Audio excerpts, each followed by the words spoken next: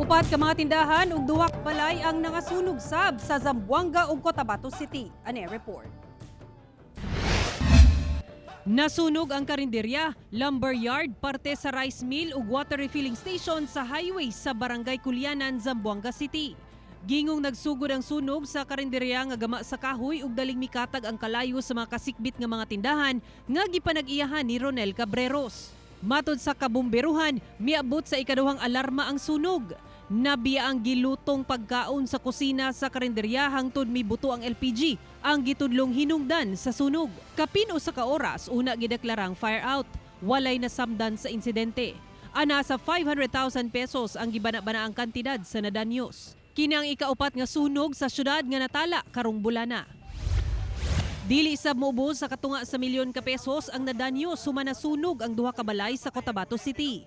Naog daw ang duha ka panimalay nga gipanag-iyahan ni Toto Lumigo sa Purok 3, Barangay Rosary Heights 9, human nga paspas nga mikatay ang kalayo.